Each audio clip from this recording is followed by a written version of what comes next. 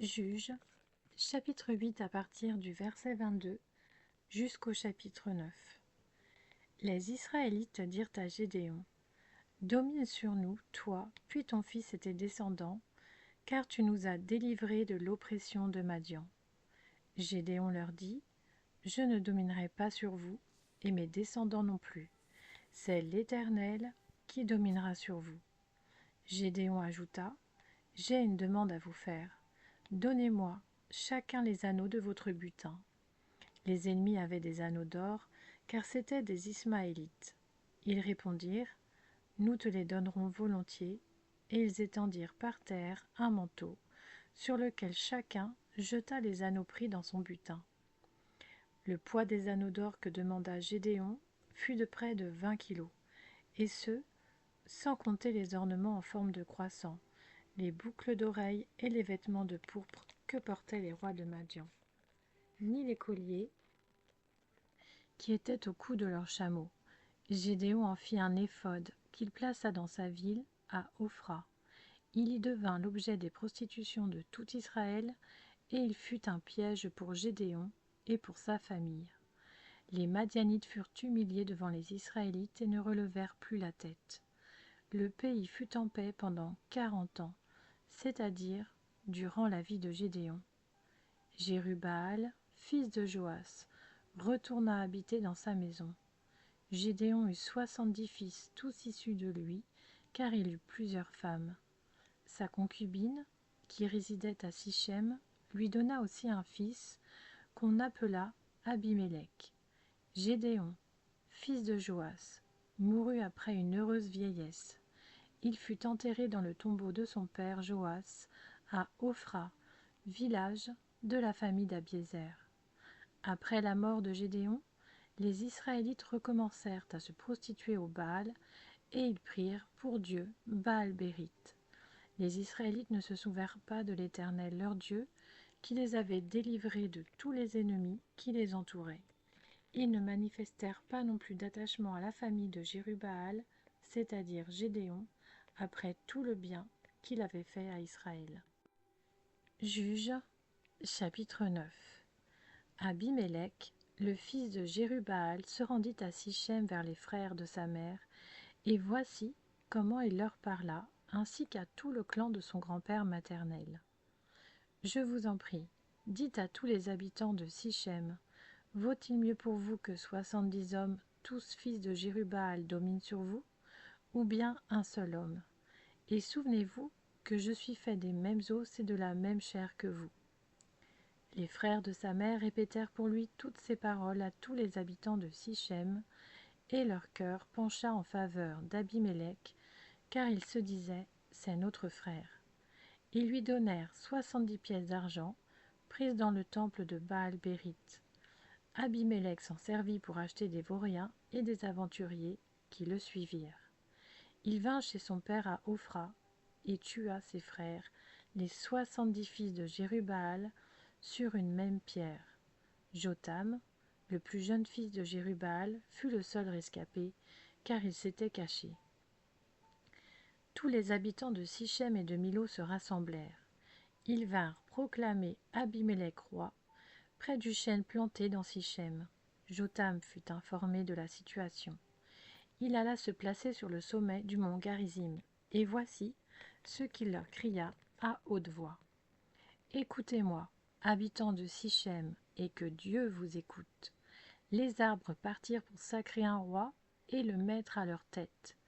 Ils dirent à l'olivier, « Règne sur nous. » Mais l'olivier leur répondit, « Comment pourrais-je renoncer à mon huile, qui me vaut l'estime de Dieu et des hommes, pour aller m'agiter au-dessus des arbres ?» Les arbres dirent alors au figuier, « Viens, toi, régner sur nous. » Mais le figuier leur répondit, « Comment pourrais-je renoncer à ma douceur et à mon excellent fruit pour aller m'agiter au-dessus des arbres ?» Les arbres dirent à la vigne, « Viens, toi, régner sur nous. » Mais la vigne leur répondit, « Comment pourrais-je renoncer à mon vin, qui réjouit Dieu et les hommes, pour aller m'agiter au-dessus des arbres ?»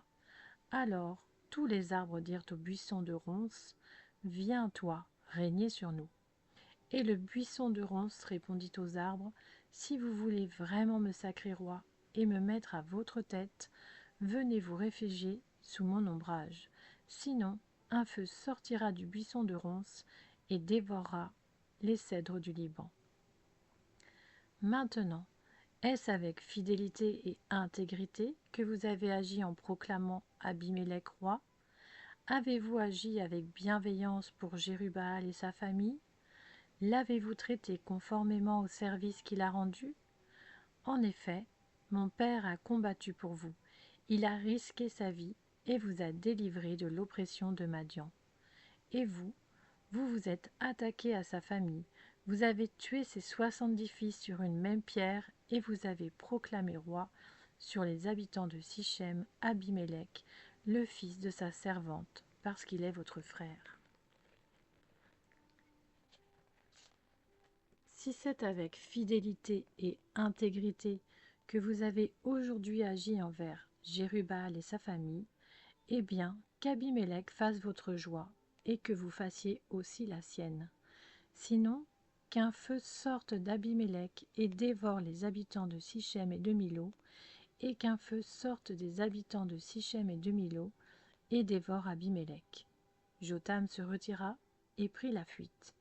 Il s'en alla à Bir, où il s'installa, loin de son frère Abimélec. Abimélec avait dominé 3 ans sur Israël. Alors Dieu envoya un mauvais esprit entre Abimélec et les habitants de Sichem, et ceux-ci furent infidèles à Abimélec. Cela arriva afin que l'acte de violence commis sur les 70 fils de Jérubbaal reçoive sa punition et que leur sang retombe sur leur frère Abimélec qui les avait tués, ainsi que sur les habitants de Sichem qui l'avaient aidé à tuer ses frères. Les habitants de Sichem placèrent en embuscade contre lui, sur les sommets des montagnes, des hommes qui dépouillaient tous ceux qui passaient près d'eux sur le chemin. Et cela fut rapporté à Abimélec. Gaal, fils d'Ébed, vint à passer par Sichem avec ses frères, et les habitants de Sichem placèrent leur confiance en lui. Ils sortirent dans la campagne, vendangèrent leurs vignes, foulèrent le raisin, et se livrèrent à des réjouissances. Ils entrèrent dans le temple de leur Dieu, y mangèrent et burent, et ils maudirent Abimélec. Gaal, fils d'Ébed, disait, « Qui est Abimélec, et qu'est Sichem pour que nous soyons soumis à Abimélec? N'est-il pas le fils de Jérubbaal et Zébul? N'est-il pas son lieutenant? Servez plutôt les hommes de Hamor, le père de Sichem. Pourquoi, nous, devrions-nous servir Abimélec? Si seulement j'étais à la tête de ce peuple, je renverserais Abimélec. » Et il disait à l'intention d'Abimélec, « Renforce ton armée, mets-toi en marche. » Zébul, le gouverneur de la ville, apprit ce que disait Gaal, fils d'Ébed, et sa colère s'enflamma. Il envoya secrètement des messagers à Abimélec pour lui dire, « Gaal, fils d'Ébed, et ses frères sont venus à Sichem, et ils soulèvent la ville contre toi. Maintenant, pars de nuit, toi et le peuple qui est avec toi, et mets-toi en embuscade dans la campagne. Le matin, au lever du soleil, tu fondras sur la ville. Et lorsque Gaal et le peuple qui est avec lui sortiront contre toi, tu lui infligeras ce que te permettront tes forces. » Abimélec et tout le peuple qui était avec lui partirent de nuit, et ils se mirent en embuscade près de Sichem, répartis en 4 groupes. Gaal, fils d'Ébed, sortit et se tint à l'entrée de la ville. Abimélec et tout le peuple qui était avec lui surgirent alors de l'embuscade. Gaal aperçut cette troupe et dit à Zébul, « Voici un peuple qui descend du sommet des montagnes. » Zébul lui répondit, « C'est l'ombre des montagnes que tu prends pour des hommes. » Reprenant la parole, Gaal dit, « C'est bien un peuple qui descend des hauteurs du pays, et une troupe arrive par le chemin du chêne des devins. » Zébul lui répondit, « Où sont donc tes beaux discours, toi qui disais, « Qui est Abimélec, pour que nous lui soyons soumis? N'est-ce pas là le peuple que tu méprisais? Mets-toi en marche maintenant, livre-lui bataille. » Gaal s'avança à la tête des habitants de Sichem et livra bataille à Abimélec. Poursuivi par Abimélec, il prit la fuite devant lui, et beaucoup d'hommes tombèrent morts jusqu'à l'entrée de la ville. Abimélec s'arrêta à Aruma, et Zébul chassa Gaal et ses frères, qui ne purent rester à Sichem. Le lendemain, le peuple sortit dans la campagne. Abimélec, qui en fut informé, prit sa troupe, la partagea en 3 groupes, et se mit en embuscade dans la campagne. Ayant vu que le peuple sortait de la ville, il se dressa contre eux et les battit. Abimélec et les groupes qui étaient avec lui se portèrent en avant et se placèrent à l'entrée de la ville. 2 de ces groupes se jetèrent sur tous ceux qui se trouvaient dans la campagne et les battirent. Abimélec attaqua la ville pendant toute la journée. Il s'en empara et tua ses habitants. Puis il rasa la ville et y versa du sel. À cette nouvelle, tous les occupants de la citadelle de Sichem se rendirent dans la partie fortifiée du temple du dieu Bérith. On avertit Abimélec que tous les occupants de la citadelle de Sichem s'y étaient rassemblés. Alors Abimélec monta sur le mont Salmon, ainsi que tout le peuple qui était avec lui. Il prit en main une hache, coupa une branche d'arbre, l'enleva et la mit sur son épaule.